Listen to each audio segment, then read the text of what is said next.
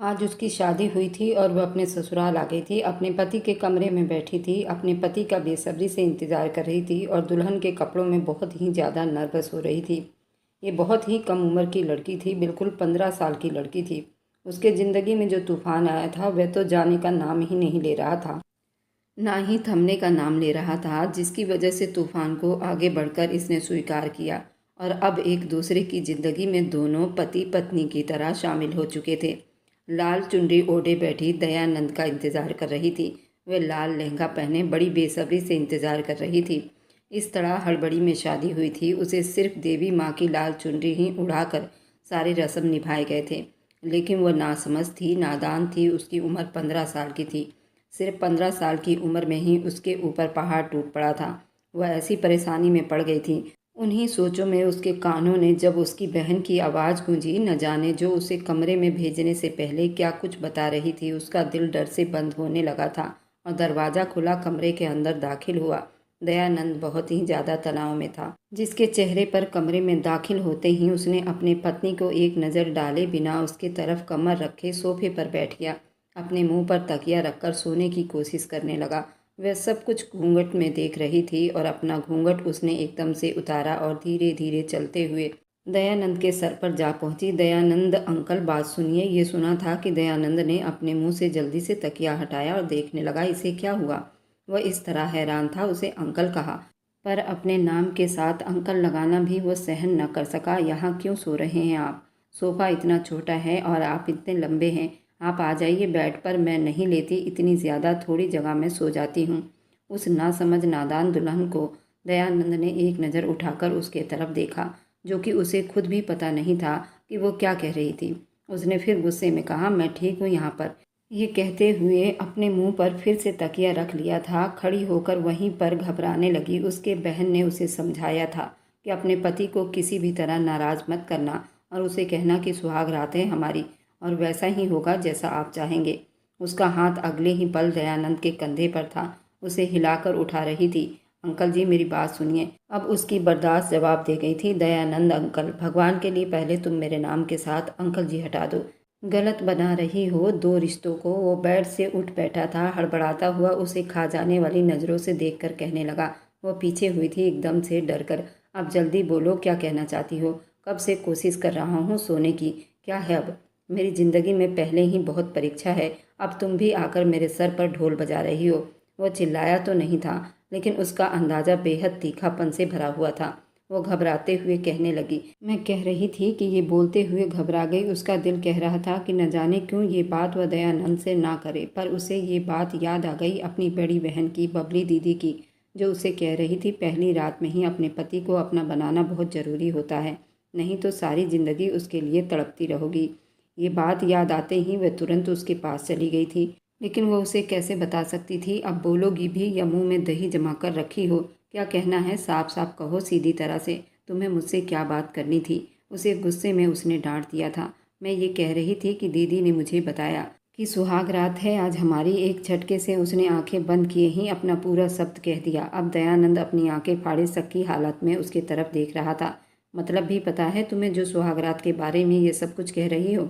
उसकी आवाज़ गुस्से से तेज हुई थी। वह तो डर कर एकदम से पीछे हुई थी। नहीं, एकदम से उसे डर ने सताया था। दयानंद ये देखकर अपना गहरा सांस छोड़ा था। जाओ, जाकर सो जाओ।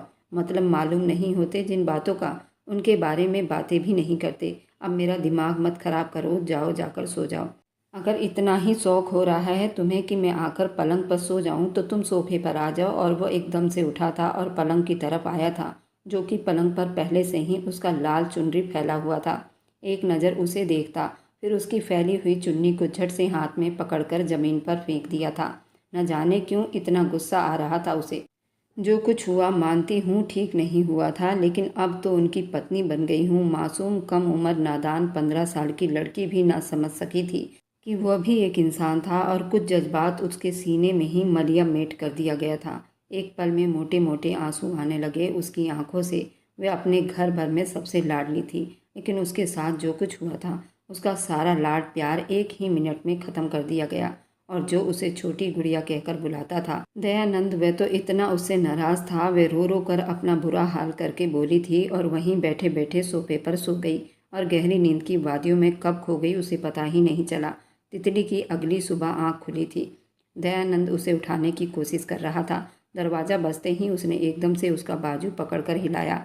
हड़बड़ाकर उठ गई और कहने लगी, कौन है, कौन है? क्या घर में चोर घुस आया है? वह इतनी गहरी नींद में थी, एक पल के लिए दयानंद उसे देखता ही रह गया।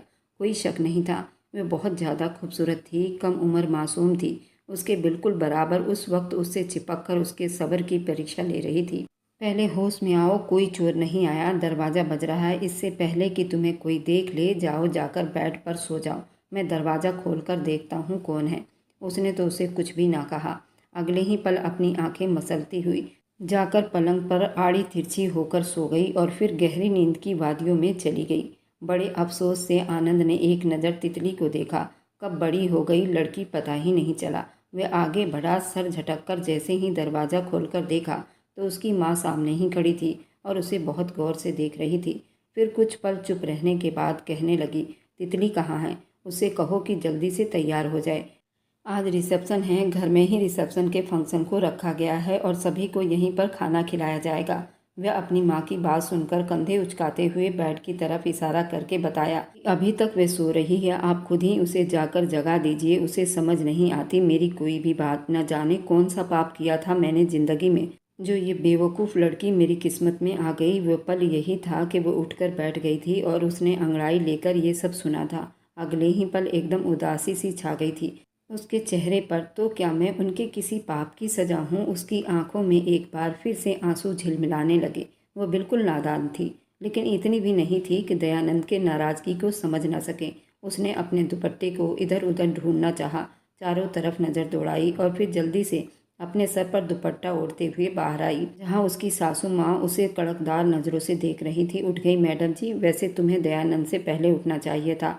उनकी ये सारी बातें वो बिल्कुल पुतला बनी सुनती रही। लेकिन नाश्ता तो मुझे बनानी ही नहीं आती आंटी जी। उसके सास का दिल किया कि उसकी ये बातें सुनकर वो अपना सर पीट ले। कोई बात नहीं, तुम जाओ, जाकर मुंह हाथ धो लो, तैयार होकर फिर किचन में आओ और फिर नाश्ता बना कर दो।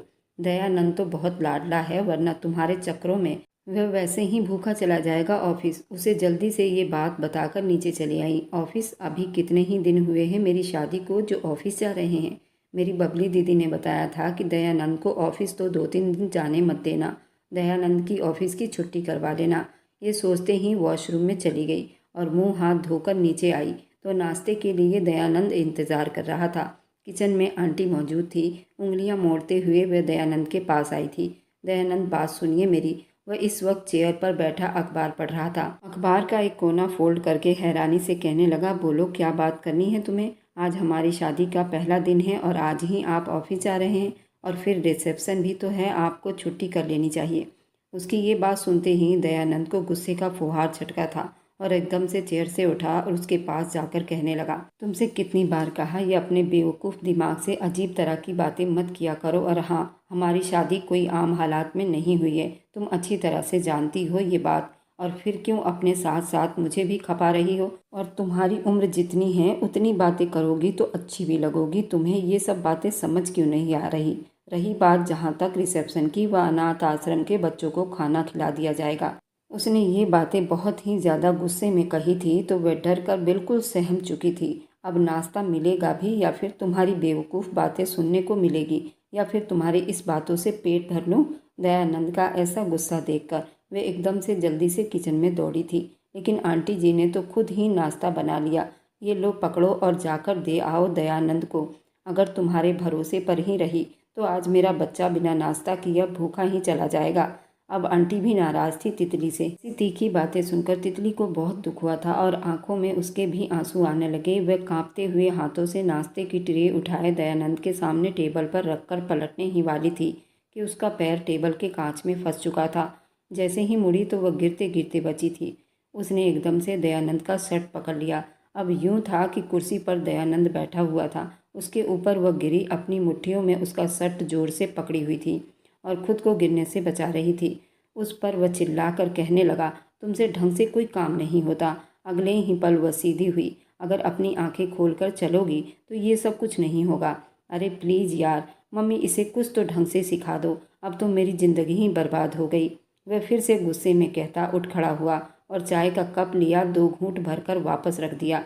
आंटी उस बीच वहाँ आ चुकी थी। उसकी बात बड़ी गौर से सुनी थी। बेटा नाश्ता तो पूरा करते जाओ, उससे कहने लगी। लो कर लिया। सुबह ही सुबह उसने अपने सामने खड़ी अपनी बहू तितली को घूर कर कहा, जो अब सर झुकाए रोने में बिजी थी। यही पल था जब दयानंद की नज़र उसकी आंखों में ठहर सी गई। वह आंसुओं के साथ रो रही थी। अगले ही पल दयानंद ने अपनी नज़रें चुराई और छोटे छोटे कदम उठाता वहाँ से निकल गया। अब यहाँ खड़ी खड़ी मेरी शक्ल क्या देख रही हो? उठाओ इस मेज पर और गिरा हुआ सामान समेटो, नहीं तो काम नहीं होता तो कमरे में ही बैठ जाया करो, नीचे मत आया करो। अजीब मुसीबत तुम्हारे अंकल ने हमारे सर पर लाकर ला दी है। आंटी आगे बढ़ते हुए दोबारा अंदर किचन में चली गई। तितली वह सब साफ करते हुए सोचने लगी, उससे ऐसी क्या गलती हो गई जो उसे ये सब कुछ सहना पड़ रहा है। फिर उसे वह खतरनाक रात याद आ गई थी जिसे बीते हुए सिर्फ एक दिन हुआ था और उसकी पूरी जिंदगी बदल कर रह गई थी। ये शादी किस तरह हुई थी, एक पल उसकी आंखों के सामने घूमने लगा। वह वहीं कुर्सी पर भीगी आंखों के साथ सोचने लगी, आखिर उसकी गलती क्या थी। शादी का माहौल था, सारे लोग मुस्कान के घर पर मौजूद थे। उन्होंने हर मेहमान के लिए अच्छा खासा इंतजाम कर रखा था। तितली अपने माँ और पापा के साथ वहाँ पर शादी के प्रोग्राम में गई थी। ये शादी उसके बुआ के घर थी। तितली उसकी बुआ की बेटी थी। तितली इधर उधर घूम रही थी। वह अपने माँ बाप की इकलौती बेटी थी जिसे उन्हें बड़ी लाडों से पाला था।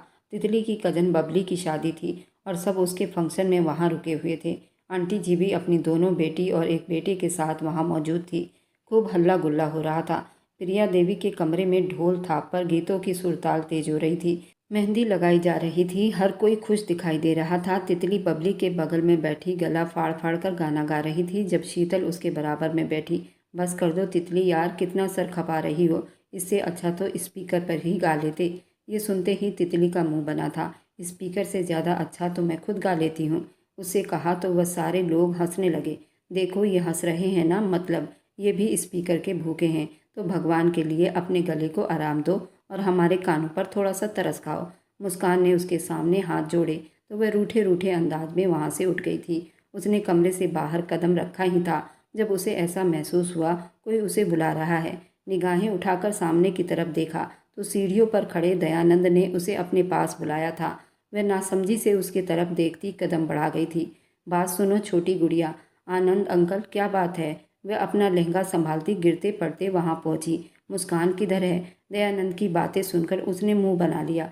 वहीं कमरे में बैठी मेरी बुराइयां कर रही होगी। क्यों, आपको उससे क्या काम है? उसने अपने आईब्रो ऊपर नीचे किए। कुछ नहीं, बस उसके कान में जाकर कहो दयानंद छत पर तुम्हारा इंतजार कर रहा है। ये सुना था कि वह हंसने लगी। कोई खास बात है क्या? कोई खबर पहुंचानी है तो मुझे बता दो, मैं खुद ही पहुंचा देती हूँ। उसे छत पर क्यों बुला रहे हो? ये सुनते ही दयानंद का मुंह बिगड़ चुका था। तुम्हें जितना कहा है उतना ही किया करो ना गुड़िया।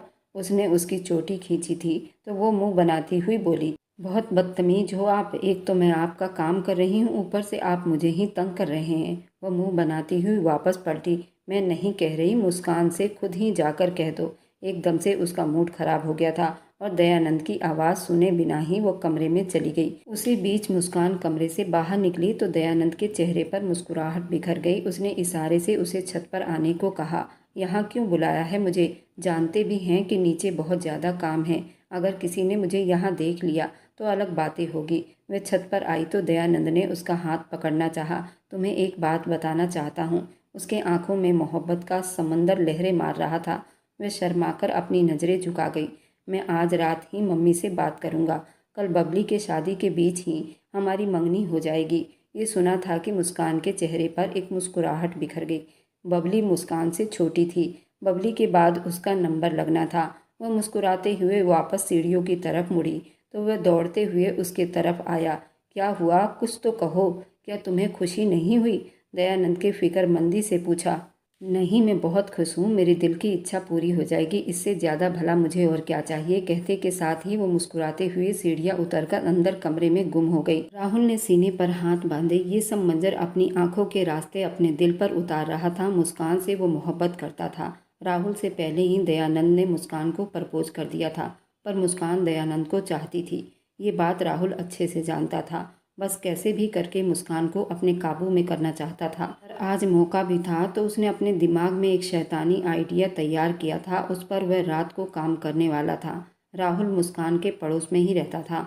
राहुल का करैक्टर ठीक नहीं था। वह हर लड़की पर बुरी नज़र रखता था। मुस्कान को वह इसलिए पाना चाहता था क्योंकि मुस्कान का कोई भाई नहीं था। मुस्कान 2 बहनें थीं। बबली की शादी आज हो रही थी। मुस्कान छोटी थी। इसके पास ज़मीनें बहुत थी। इसी लालच में वो मुस्कान से शादी करना चाहता था। नहीं तो स्कूल से लेकर कॉलेज तक उसकी कई गर्लफ्रेंड रह चुकी थी और ये बात मुस्कान अच्छे से जानती थी। मुस्कान उसे कभी शादी ना करती। राहुल ने जब ये सब देखा तो उसे बहुत दुख हुआ था। मुस्कान और दयानंद को एक होने से कोई नहीं रोक सकता। दयानंद की माँ और तितली की बुआ की आपस में काफ़ी अच्छी दोस्ती थी और आंटी ने भी दबे शब्दों में दयानंद और मुस्कान के बारे में बात की थी। वे दोनों एक दूसरे को पसंद करते थे और ये बात मोहब्बत तक जा पहुंची थी। लेकिन ये नहीं जानते थे कि दयानंद की मोहब्बत शादी तक पहुंचेगी भी या नहीं, या फिर अधूरी रह जाएगी।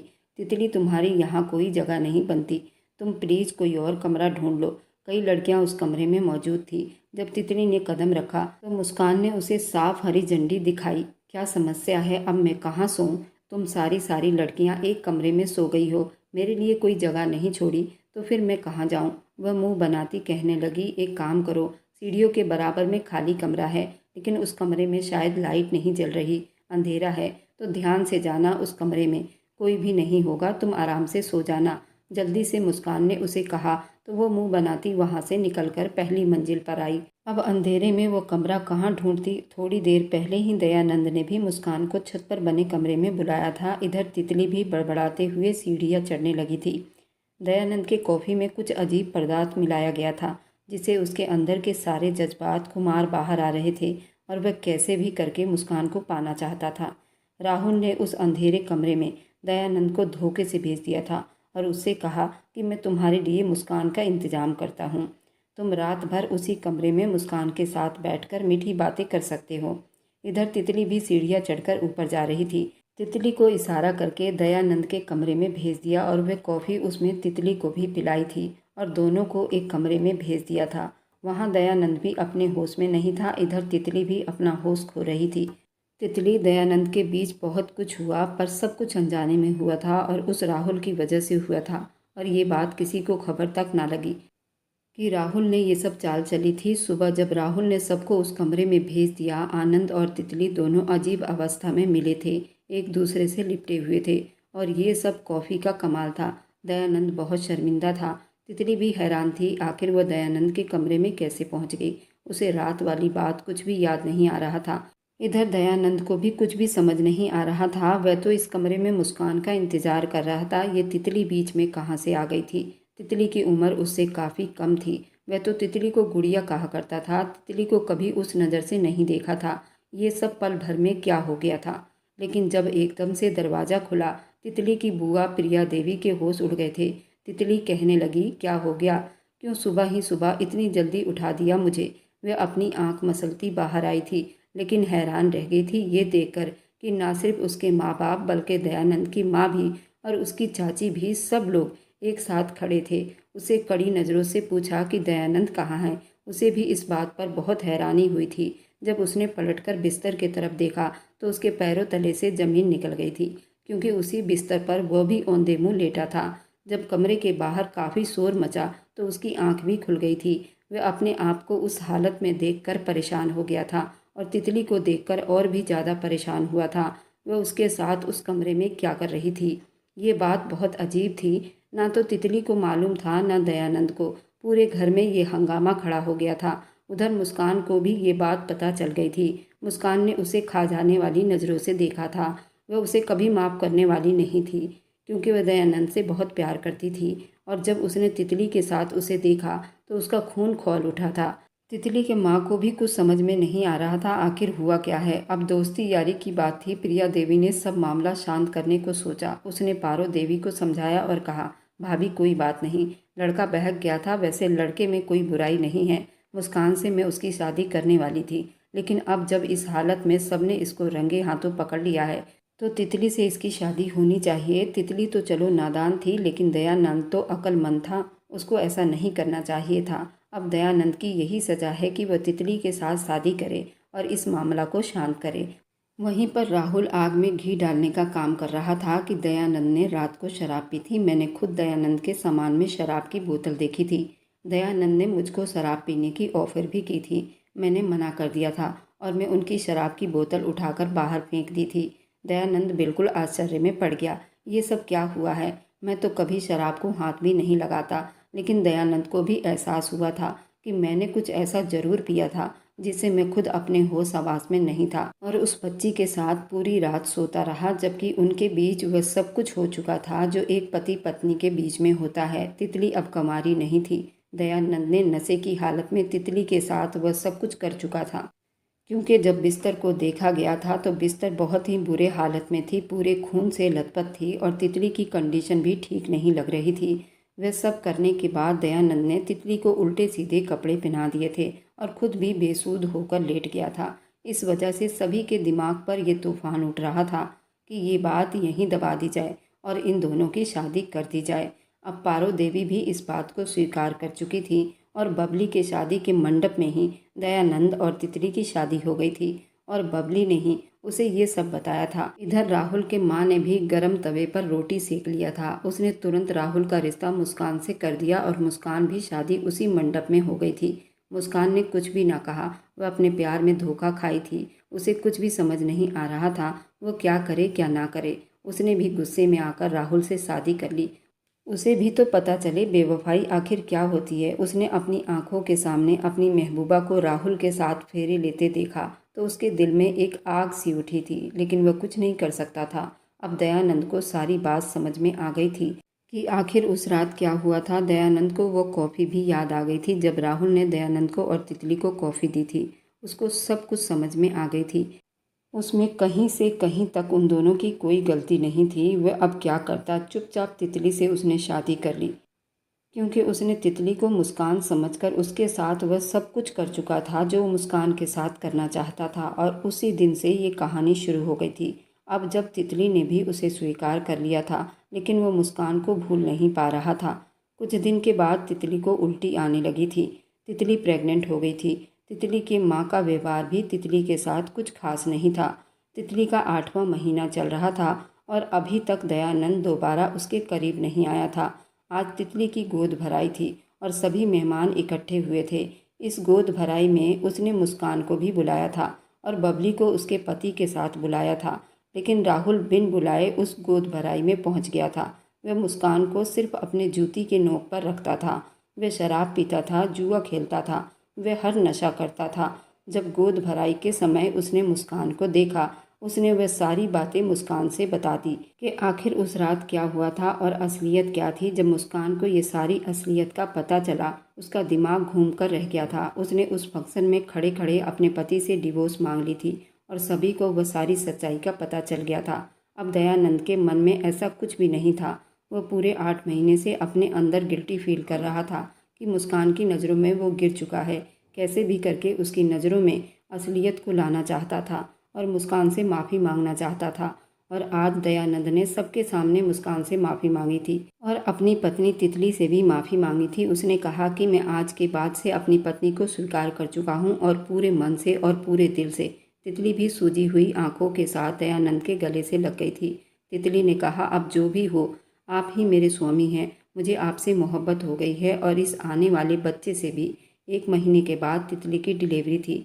तितली को बड़े ऑपरेशन से बेटा हुआ था, क्योंकि उसकी उम्र बहुत कम थी और उसने एक बच्चे को जन्म दिया था। दयानंद के बेटे आनंद के आने से घर में एकदम चहल पहल, रौनक लग गई थी। आनंद भी बहुत खुश था, तितली को पलकों पर रख रहा था। आज दयानंद का बेटा पूरे 3 महीने का हो गया था। तितली की कंडीशन भी ठीक हो गई थी। आज तितली को दयानंद घुमाने व बाहर होटल ले गया था और वहाँ पर 2-3 दिन रुकने वाले थे।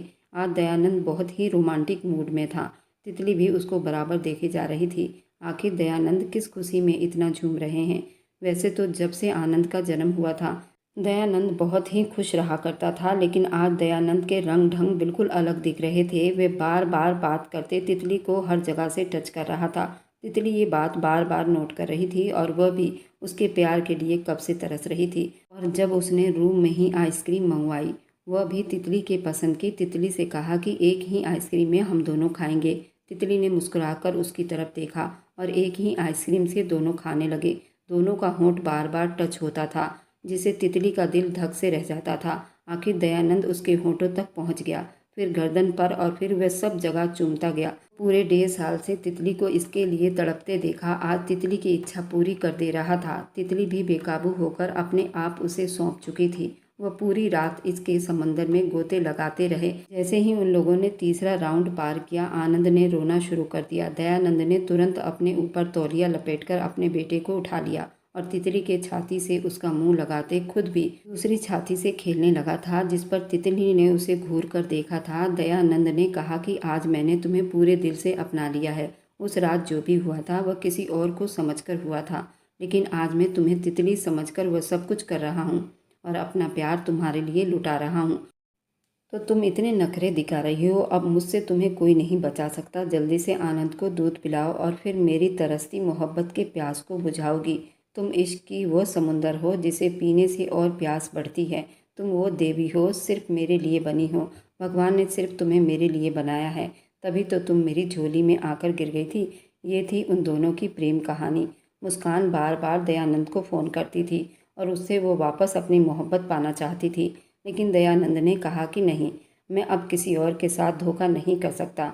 मेरी पत्नी बिल्कुल बेकसूर थी, उसमें उसकी कोई गलती नहीं थी, लेकिन उसने मुझे असली मोहब्बत करना सिखाया। अब तुम्हारे साथ दोबारा आकर मैं खुद की नज़रों में नहीं गिरना चाहता। मुझे माफ़ कर दो मुस्कान। इस कहानी में आखिर किसकी गलती ज़्यादा थी? क्या दयानंद को मुस्कान को दोबारा मौका देना चाहिए या नहीं? अगर मुस्कान उससे सच्ची मोहब्बत करती थी तो उस पर विश्वास कर सकती थी, लेकिन मुस्कान ने ऐसा नहीं किया।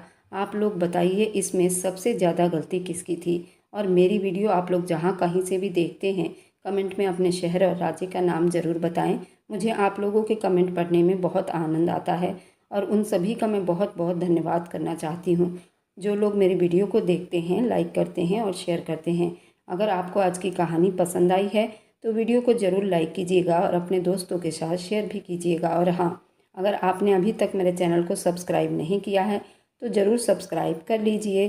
मिलते हैं हम अपनी कल की एक और नई दिलचस्प कहानी के साथ। मुझ पर सदा अपना प्यार और स्नेह बनाए रखें। सभी को मेरा प्यार भरा नमस्कार। दोस्तों, खुश रहें, स्वस्थ रहें, मस्त रहें।